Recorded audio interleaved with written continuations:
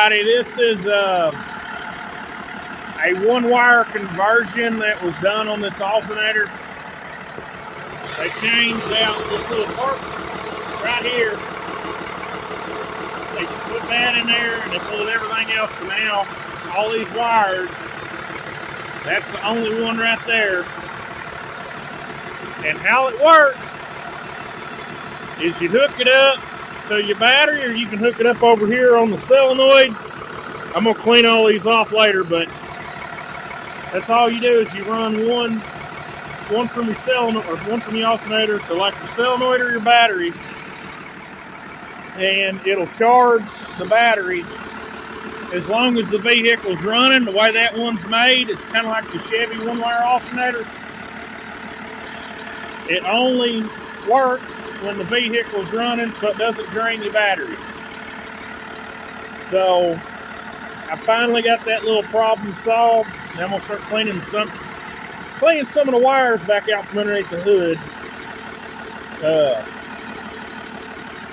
I just thought I'd share that, so if any of y'all Dodge guys that's dealing with an issue with any, like on your electrical system, you can change it to that and it will solve your problem. You can order them parts. You can order that part online. It's about $25, and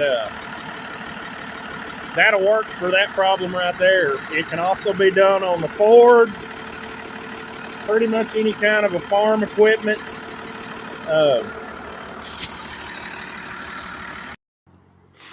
But the reason I done this was because this little box right here, that was the voltage regulator I was using that I bought to work with this alternator. But the downside was the key on power was messing up. I had lost juice to it, so I was having to disconnect my terminals every day so that my alternator would not drain my battery. And well, that's what I had to do to make that work. And so I went to one of them places that actually rebuilds alternators. I tried to find the part to do it myself, but I couldn't get it. But you can get them online. They just so happens, I think they buy them up before they... Anyway, that's all it is right there. They remove this back part of the alternator right here. They pull that out and they disconnect a few wires on the inside of it, and then they wire that back down on to it. It's actually, you can watch the video on YouTube, but it makes it pretty simple.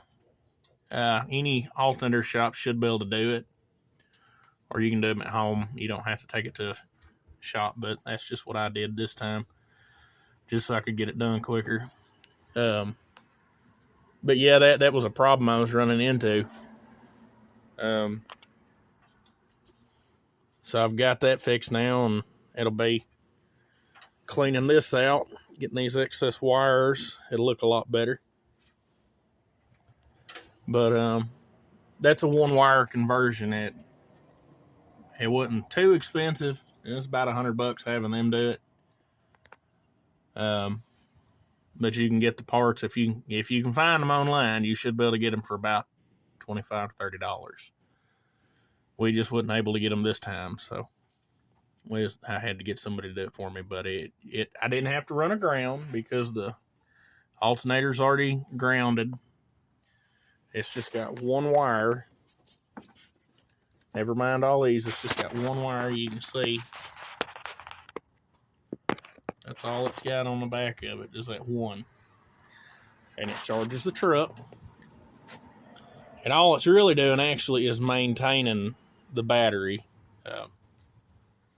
Because this truck ain't really got a whole lot of stuff that it runs anyway. So,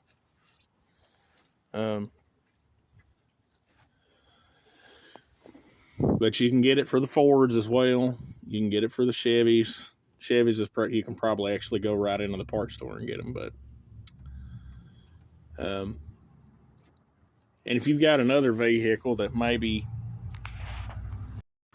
But say if you got another vehicle that you're having problems, you can do that. Or maybe you got farm equipment like a tractor, a loader, or, you know, just about whatever. That's as simple. So if you do a conversion like this, like what I did on my truck, I'd probably recommend that route if you can. Because apparently these trucks have some issues with the electrical wiring. Because I know we're 2 more of them that's having a problem too. So, but this is probably the route I would go. Y'all just let me know what y'all think. Please like and subscribe.